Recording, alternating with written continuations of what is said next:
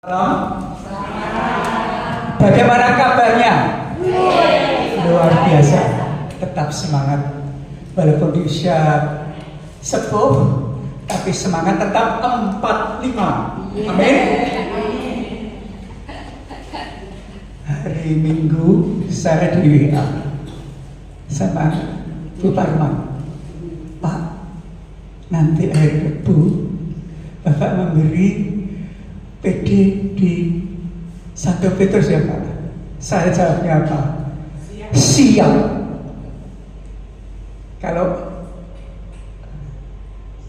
murid saya biasanya itu kita selalu siap.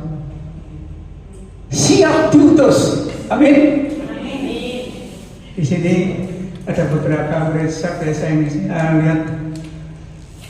Sampean ya Mas ya? Sudah masuk sah? Sudah. Ibunya sudah? Itu juga sudah ya. Ya.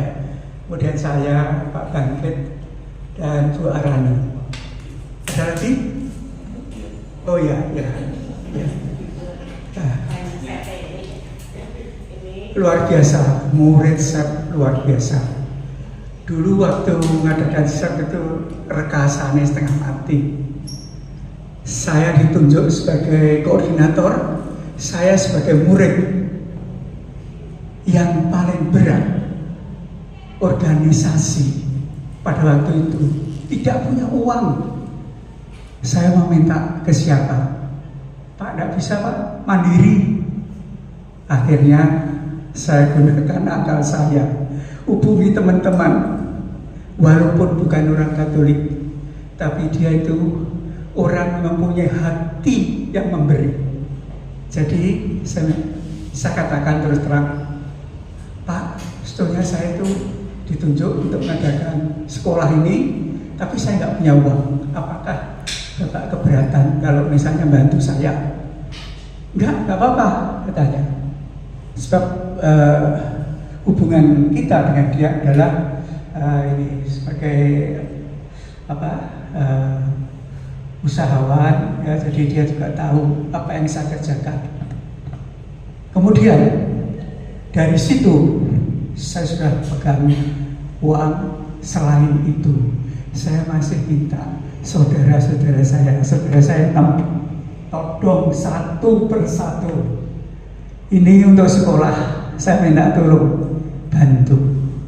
Akhirnya dibantu sehingga kita punya modal untuk menjalankan SEP ini. Pada waktu itu kita nggak punya ini, keyboard nggak punya, 0. Dipinjami Pak Bangkit, ada orang yang minjemi yang lainnya. Tapi setelah lama-lama saya kumpulkan, setiap selesai SEP cap itu saya kumpulkan uangnya. Kemudian saya punya pikiran, nanti saya kalau sudah cukup, saya akan membeli keyboard. Akhirnya, puji Tuhan, saya sanggup beli keyboard untuk SEP dan cap. Itu sungguh luar biasa, kepanjangan tangan Tuhan yang untuk mewujudkan SEP dan cap ini berjalan terus sampai hari ini di Solo. Baik, Bapak, Ibu yang kami kasih di dalam Kristus, hari ini adalah mengenai perumpamaan tentang uang mina. Ada yang tahu 1 mina berapa rupiah? Tidak tahu ya? Saya cari di Google, itu macam-macam. Ya, mina itu adalah ukuran untuk berat, untuk apa macam-macam. Saya kejar terus sampai berapa rupiah, saya pengennya tahu. Ternyata akhirnya dapat jawaban kurang lebih antara 9.000 sampai 10.000. 1 mina adalah 9 sampai 10.000. Nah itu. Kemudian dari sini mari kita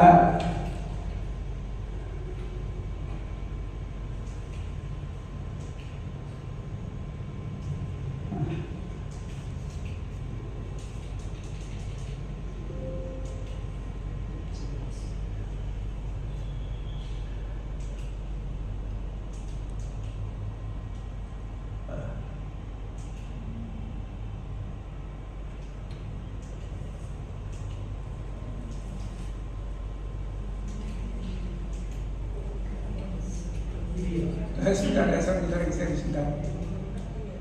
Ya, ini ya. Perumpamaan tentang uang mina itu diambil dari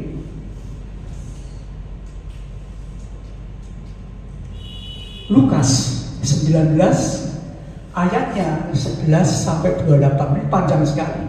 Tapi nggak apa-apa, ini bagus sekali ya. Mari kita baca bersama-sama. Saya diganjil dan Anda semua digenap. Ya, 3, 2, 1. Untuk mereka yang mendengarkan dia di situ, Yesus melanjutkan perkataannya dengan suatu perumpamaan. Sebab ia sudah melihat Yerusalem dan mereka menyangka bahwa kerajaan Allah akan segera kelihatan. Maka ia berkata, ada seorang bangsawan berangkat ke sebuah negeri yang jauh untuk dinobatkan menjadi raja di situ, dan setelah itu baru kembali. Ia memanggil 10 orang hambanya dan memberikannya 10 mina kepada mereka dan berkata,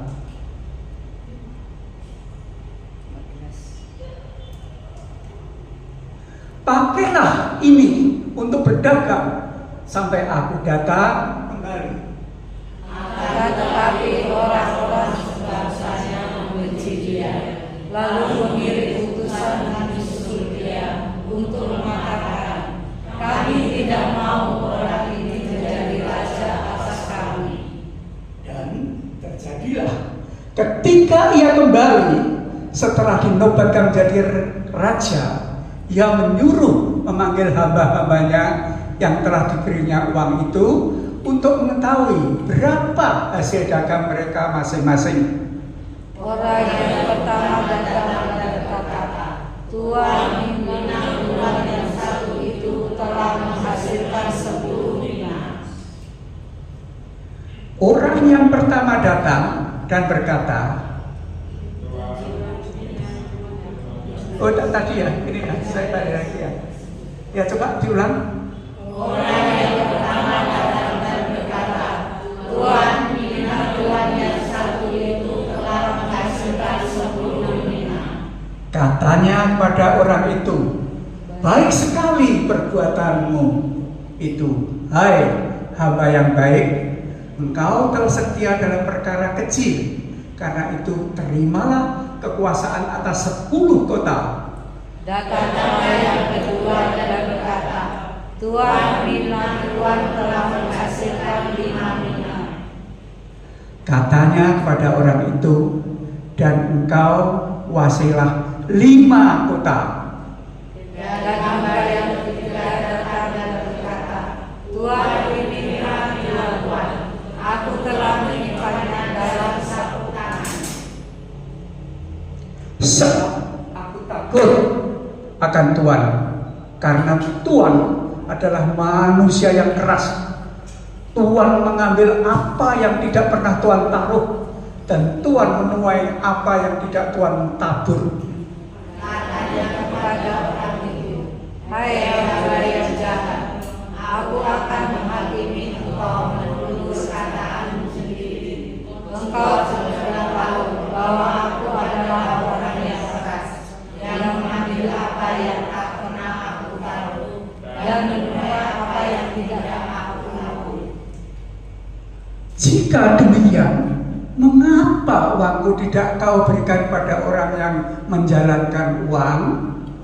Maka sekembaliku aku dapat mengambilnya serta dengan bunganya. Lalu katanya kepada orang yang di situ, ambillah mina yang satu itu daripadanya, dan berikanlah kepada orang yang mempunyai 10 mina itu.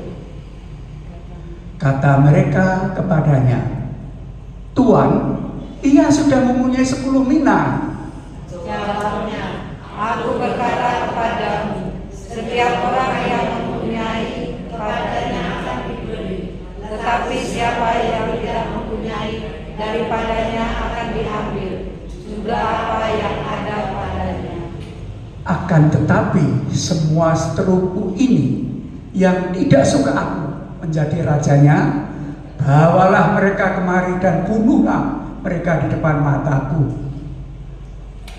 Demikianlah Injil Tuhan. Terpujilah Kristus. Dekat dalam.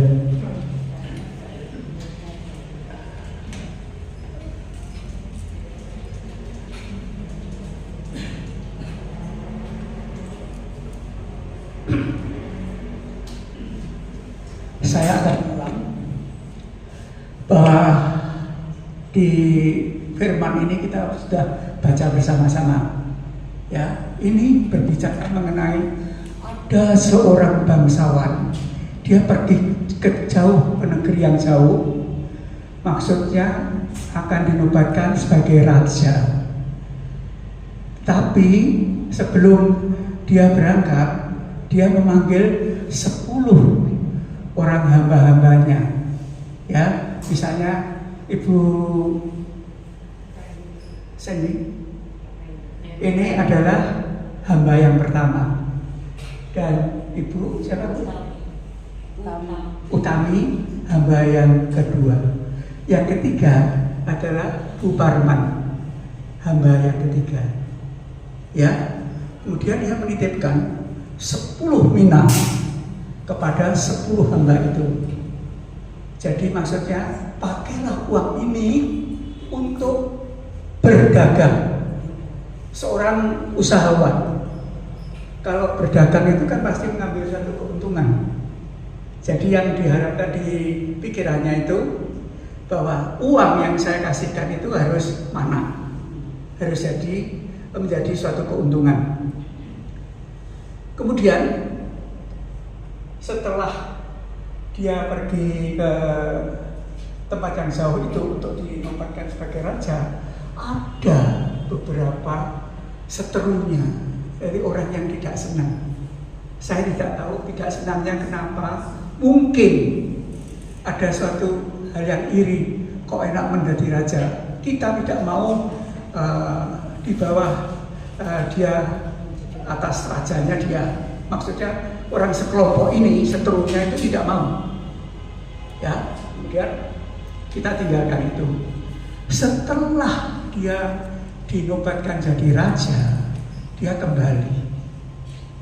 Yang pertama, Bu Fendi tanya, bagaimana dengan minamu? Tuhan, dari 10 mina aku telah menghasilkan 10 mina. Hai hamba yang baik, engkau dipercaya dalam perkara kecil, engkau diberi 10 kotak, dikasih hadiah. Soalnya apa? 1 mina dari 10. Kemudian yang kedua, Bu Tami panggil, coba minanya dari berapa? Jawab. Jadi 5 mina, kuasailah 5 kota.